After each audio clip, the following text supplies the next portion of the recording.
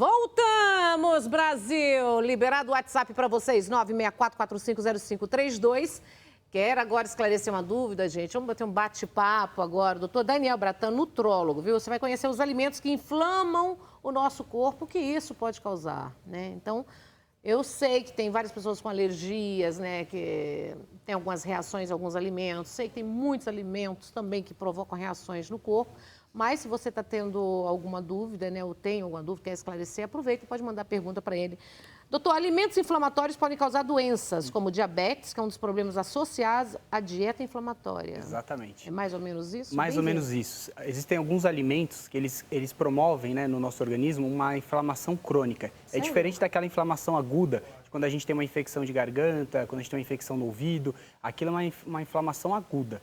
A inflamação crônica, que a gente fala que ela é subclínica, porque ela não tem nenhum sintoma evidente, mas ela vai agredindo o seu corpo e vai te predispondo a algumas doenças graves. É lentamente isso? É bem lento. Ela é silenciosa? É ao longo do tempo. Geralmente, essa inflamação crônica não é algo que a gente evolui de uma maneira muito rápida. As inflamações agudas, a gente fala de 5 a 7 dias. A crônica, muito mais que 14, 21, 30 dias. Né? Então, esses alimentos inflamatórios, que hoje se fala muito, são alimentos que podem causar no seu organismo algumas alterações. E aí pode predispor o paciente a uma diabetes tipo 2, a doenças cardiovasculares, inflamação na parede das artérias, nas paredes das veias, promovendo o quê? Nas veias, uma maior chance de formação de um coágulo, né, de um trombo, e nas artérias a formação das placas de ateroma, que é o fator, né, um dos principais fatores de risco para o infarto e para o AVC. Nossa senhora, mas isso é o quê? A longo prazo ou... A longo prazo. Isso, na verdade, se a gente pegar antigamente, esse longo prazo era muito mais longo. Né? Então, por exemplo, se a gente pegar 20, 30 anos atrás, as pessoas se alimentavam de uma determinada maneira. Mais saudável. Muito mais saudável. Então, a chance dessa inflamação crônica aparecer era muito mais demorada. Hoje em dia, né, com o advento, né, da tecnologia, que hoje em dia é muito mais fácil, as pessoas comem alimentos muito mais industrializados, processados, a gente observa... Muito prejudicial. Né? Muito mais prejudicial. A gente observa a incidência dessas doenças numa faixa etária cada vez mais jovem. Sério? Cada vez mais jovem. Bom, muitas crianças alimentando errado também, né? Alimentando Isso pode provocar também na infância, na adolescência? Pode. A gente já está tendo um alto índice de crianças com diabetes tipo 2, que é o diabetes adquirido, né? Que é diferente daquele diabetes que o paciente já nasce com deficiência de insulina. O diabetes tipo 2, ele é associado ao quê? A uma alimentação inadequada e ao sedentarismo. E hoje a gente observa isso já nas crianças aí na faixa etária de 7 a 14 anos. 7 a 14 anos. É assustador. É assustador. 7 anos é assustador. E o que mais preocupa é o quê? Esse é um tipo de doença que a gente adquire por maus hábitos. E aí, como o diabetes tipo 2, como que é hoje o tratamento, doutor? Como que... Então, o diabetes tipo 2... Ele resolve depois? Tem tratamento e na verdade, tem como a gente reverter o quadro do diabetes tipo 2. Como ele é uma doença adquirida, né, ela vem principalmente do quê? De uma ingesta inadequada de alimentos, né, ricos em carboidratos simples, né? Alimentos que têm uma quantidade muito grande de açúcar e do sedentarismo. Então, uma vez que você coloca o paciente para uma alimentação mais regrada e promove uma atividade física para esse paciente, ele consegue regredir o estado do diabetes tipo 2, tira os medicamentos e passa a não ter mais a doença. Nossa, que alívio, né? Menos mal. Tem uma pergunta para você, doutor. Vamos lá e a gente fica questionando. Boa tarde, sou Elizabeth de Salvador. Gostaria de saber se os carboidratos inflamam, principalmente os pães. Então, essa pergunta é muito boa. Os carboidratos inflamam desde que sejam os carboidratos simples. Existe uma grande diferença, o carboidrato simples e o carboidrato complexo. Né? O carboidrato ele não é o vilão na dieta das pessoas, né? Mas o excesso de carboidrato simples, que ele aumenta sim a quantidade de açúcar no seu sangue, esse carboidrato é o que mais inflama o nosso organismo. E onde nós encontramos esse carboidrato aí? No pão, na farinha branca, nos doces, nos produtos que Os inimigos são brancos. Os inimigos são brancos. Os inimigos são brancos, viu, gente? Só para vocês decorarem, que é verdade, é uma regra. Sal, açúcar e farinha branca. São os 3 maiores inimigos do corpo, viu? Exatamente. E aí a gente pode colocar ainda assim as gorduras, né? Sim. Aqueles alimentos que são preparados em frituras de imersão, bebidas alcoólicas e principalmente os doces, que aí tem uma quantidade muito grande de açúcar. Aí já entra no geral, que daqui a pouco nós temos uma bancada aqui, a gente vai mostrar também, né? Vamos lá. Todo alimento industrializado é inflamatório, doutor? A grande parte dos alimentos industrializados são inflamatórios porque eles têm uma grande quantidade de conservantes e durante o processo de conservação, né, no momento do ultraprocessamento deles, é colocado açúcar para poder manter o produto conservado. E aí esse excesso de açúcar e de gordura pode promover uma inflamação crônica no seu organismo.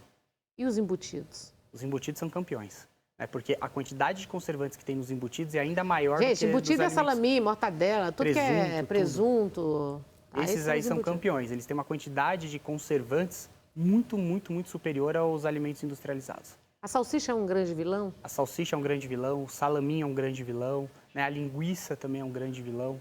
Então, todos esses alimentos, eles têm uma quantidade muito grande, né, de gorduras, né? E essas gorduras no fígado, elas promovem um aumento de gordura, né? Na produção da gordura, inclusive, que tá dentro do fígado.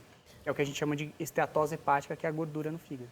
E esse açúcar, o açúcar é um dos grandes vilões, é o que mais piora a inflamação? Na verdade, o açúcar é o grande vilão de tudo. O açúcar, na verdade, quando ele chega na nossa corrente sanguínea, ele se junta com algumas proteínas, né? E lá no fígado, ele promove o aumento da produção de ácidos graxos, que são as gorduras, e durante o processo, né, metabólico, que ele está formando essas gorduras, ele libera substâncias inflamatórias, que são as citoquinas inflamatórias, né? E essas citoquinas inflamatórias saem agredindo o corpo inteiro.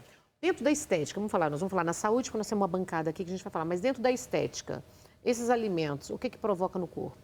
Dentro da estética, maior acúmulo de gordura visceral e gordura subcutânea, né? Diminui a produção do colágeno, então aumenta a flacidez, diminui a produção de proteína. Quanto mais açúcar você tem na sua dieta, menos massa muscular você consegue produzir. Então o paciente tem um aumento de flacidez, tem uma flacidez, celulite. Flacidez, celulite, tem maior fissura da pele, as estrias. Rapaz, mas tudo então? Tudo isso está associado.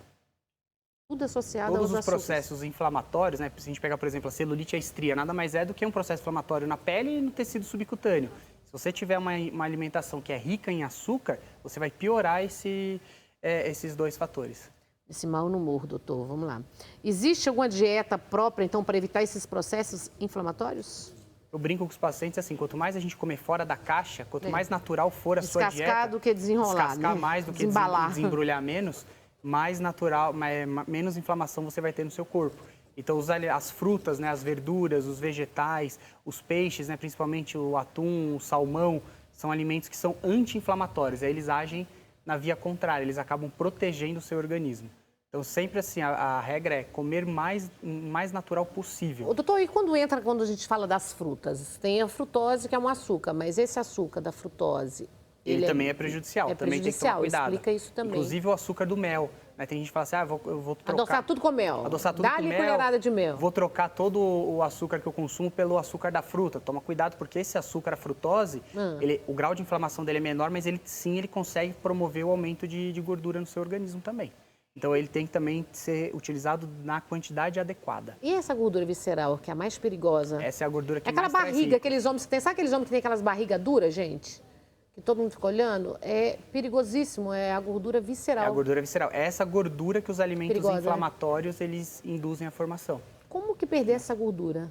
Essa gordura a gente perde, né? É difícil, né? É a mais difícil de ser perdida, mas com um bom plano alimentar, né? Uma atividade física regular e principalmente, quando a gente fala atividade física, as pessoas hoje têm na cabeça aquela história, vou correr que eu vou emagrecer, eu vou fazer um exercício, vou fazer bicicleta que eu vou emagrecer. O exercício aeróbico, ele é muito bem-vindo e ajuda demais na parte cardiovascular.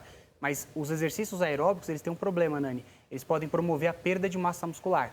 E aí, quando você perde massa muscular, o metabolismo fica mais lento. E com o metabolismo mais lento, é mais difícil perder a gordura visceral. Então, hoje, a atividade física mais recomendada é o treino de força, que seria a musculação. Musculação em quase tudo, né? A musculação. Tem, então, alimentos anti-inflamatórios que todo mundo pode consumir? Tem alguns também? Tem. Tem alguns alimentos que, por exemplo, algumas frutas, se a gente pegar, por exemplo, a uva ela é rica em polifenóis. Os polifenóis, eles têm uma propriedade anti-inflamatória no seu organismo. Qual uva? Qualquer tipo? Qualquer tipo de uva, ela vai...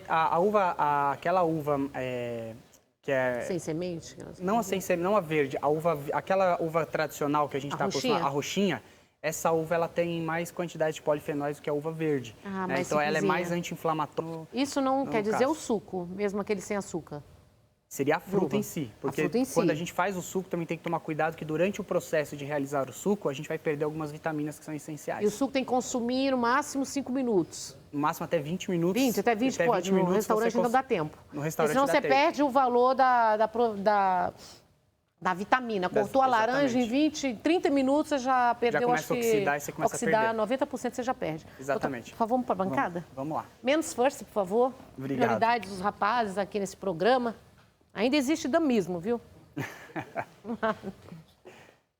Pode explicar, essa bancada aqui, é sua. Vamos lá, gente. Vamos falar dos inimigos, dos vilões aqui, viu? Os vilões, eu coloquei todos desse lado aqui. Então, se a gente colocar aqui, a gente tem farinha branca, né? O bolo em si, farinha branca e açúcar, né?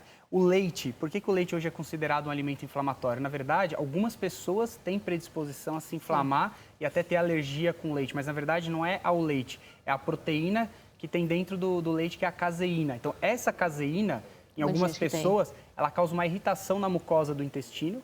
E causando essa irritação na mucosa do intestino, você causa um desbalanço na flora intestinal do paciente, que é o que a gente chama de disbiose.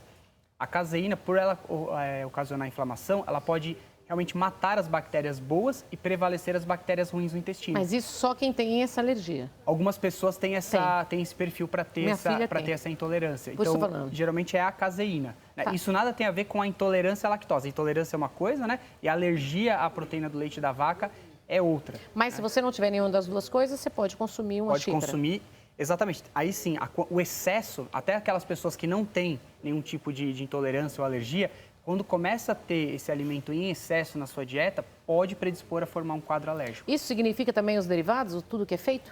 Tudo que é feito. É claro que quando a gente pega os derivados, por exemplo, a gente pega um pedaço de queijo, a quantidade de lactose é reduzida. Certo. Então, se a gente tiver que ingerir algum tipo de queijo, aqueles queijos curados, eles têm menor quantidade de lactose, então eles são menos inflamatórios possível. O branco, então, é o pior? O branco é o pior. Ah, meu... Já pensa ao contrário, não é? Já pensa ao contrário. Vou comer, tô fazendo a dieta, vou comer um lanchinho de queijo branco. Porque o meia-cura, ele tem mais oleoso, né? Tem mais gordura. Apesar dele ter mais gordura, ele tem menos lactose, então ele é menos inflamatório para o seu organismo. Meu Deus do céu, a gente tá tudo errado, tá tudo difícil pra gente.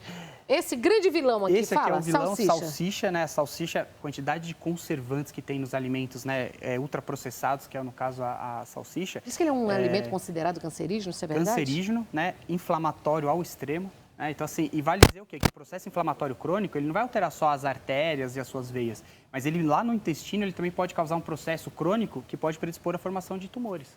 Então, todos os alimentos que são inflamatórios, embutidos, processados, ultraprocessados, industrializados, eles podem ocasionar algum tipo de tumor. Por quê? Porque o processo de inflamação crônico faz com que as suas células tenham que sempre estar ali replicando para poder fazer o quê? Para poder...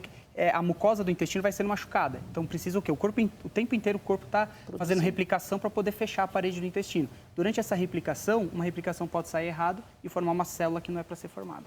Certo. Entendeu? E esse queijo? Esse aqui é o queijo, o queijo mussarela, né? Ele tem uma quantidade, assim, de conservantes, tem uma quantidade de lactose alta, pode ocasionar uma inflamação no organismo. Então, por isso que se preferir a ingesta de queijo, que sejam os queijos curados, que tem uma quantidade menor de lactose e vai ter uma quantidade menor de caseína também. Certo. Né? O chocolate ao leite também é outro grande vilão hoje na dieta das pessoas. Vale dizer que o cacau não é ruim. Né? Se a gente tiver que ingerir chocolate, que seja numa quantidade de cacau superior a 70%. Né? O chocolate ao leite, ele tem uma quantidade de cacau muito pequena, uma quantidade de leite muito grande e uma quantidade de açúcar infinita. Então, esse tipo de chocolate, ele também é um grande... Não pode. Ele é um grande vilão. Nada que é bom pode. Nada que é bom pode. Nada que é bom pode. E aí, se a gente for falar do refrigerante... Refrigerante. Uma latinha, 8 colheres de açúcar. Não pode. E até mais, viu, Nani? Tem alguns refrigerantes que a equivalência de açúcar é exatamente o tanto que você coloca no copo de líquido, é o equivalente de açúcar. Sério? Sério. E eu vou te falar mais, o refrigerante está numa lista dos 20 alimentos mais prejudiciais ao Não morro desse mal também, não. Tá? A diferença do light do diet, do normal para as pessoas que estão em casa, que falam assim, ai, doutor, na verdade, o que se coloca o light não tem uma quantidade de açúcar expressiva, mas tem outros tipos de açúcar que são colocados que são tão danosos quanto. Né? Então, não pode. Na verdade, se você pegar a lista dos 20 alimentos mais prejudiciais para a sua saúde, número 1, refrigerante, número 2, refrigerante diet. E o número 3? Donuts. Sério? Sério. Bom, tô fora dos 3. Isso não pode. Isso daqui para cá, evitar ao máximo. Evitem. Ouviu? Gil, todo mundo, na minha turma, para lá, não pode. Para cá? Para cá as coisas boas. Aí a gente vai ter as oleaginosas, né? Castanha do Pará, castanha de caju, nozes, avelã. Isso pode. Pouquinha quantidade pouca também. Quantidade. São gorduras boas que acabam protegendo o seu organismo, né? É que a gente fica pensando que é muito também, nem enche a mão, né? Como um monte.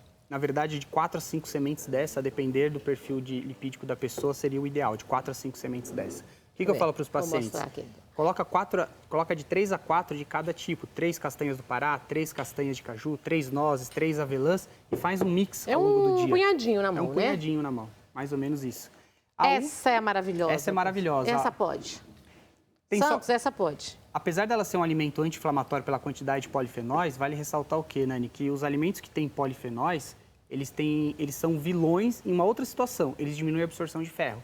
Até o vinho tinto combate, eles estavam uma pesquisa um tempo atrás também, né? Que ele é antioxidante na parede das artérias. Pele, né? E na pele também. Ajuda a evitar, prevenir até o... Mas tem que tomar cuidado, porque o vinho, o café, a uva, como eles têm uma quantidade de polifenóis muito grande, eles inibem a absorção de ferro. Então, para pessoas que têm deficiência de ferro, Vitamina D aquele cafezinho que você toma depois do almoço, ele acaba bloqueando toda a absorção de ferro na sua dieta. Sério? Depois do almoço? Então não pode? Se você tiver deficiência de ferro, né, paciente... Quase todo mundo tem. Hoje em dia é muito difícil você pegar pessoas que têm níveis adequados. O ideal é esperar pelo menos uns 30 minutinhos e aí sim tomar o seu cafezinho. Café 30 minutos depois. Pode. Cúrcuma, pode. A cúrcuma é maravilhosa, né? O açafrão cúrcuma é um dos alimentos que tem uma propriedade anti-inflamatória, antioxidante, ajuda a aumentar o seu sistema imunológico. Então, esse é um alimento que você pode colocar ele em diversos outros, né? Como forma de tempero, para dar um gostinho a mais. É um alimento que tem um poder anti-inflamatório, antioxidante poderosíssimo. Riquíssimo, né? Riquíssimo. Na Índia se usa muito, gente, cúrcuma em tudo. Existem até algumas linhas, né, de pediatras que usam mais a linha natural, que eles, na fase aguda de algumas inflamações, eles usam a cúrcuma, o gengibre e o própolis verde. Isso ajuda a tirar o quadro inflamatório da criança. Quando eu estava na Bahia, eles estavam me dando todo dia água de coco, batido com um pedaço de maçã, com cúrcuma e um pedaço de inhame, para aumentar a imunidade. Aumenta a imunidade. Você pode colocar limão, a cúrcuma e o própolis verde, né? Fazer essa mistura e fazer um shot matinal todos os dias, isso aumenta demais a imunidade. Você vai me dar esse escrito, doutor? Vou te dar, com todo prazer. Rede social, como que nós encontramos você? Quero te convidar para voltar mais vezes aqui. Volto com todo prazer. Dr.danielbratan é o meu Instagram. Vamos seguir o doutor, gente. Dani, depois do carnaval você volta pra gente? Volto, com todo prazer. Mostrando tudo assim com as açúcares, o que pode, coisas bacanas também. E o que a gente pode fazer para, né, ajudar as pessoas, porque o pessoal vê o carnaval e o pessoal exagera bastante. Então depois do carnaval já tá marcado aqui. Combinado. Combinado? Prometo que nada disso, vou só do lado de cá. Combinado. Obrigada, Imagina, doutor. obrigado. Nós vamos para o intervalo comercial, um minutinho só. Não saiam daí, a gente já volta com um desfile belíssimo da Salos Moda, tá? Tudo isso, 30 segundinhos.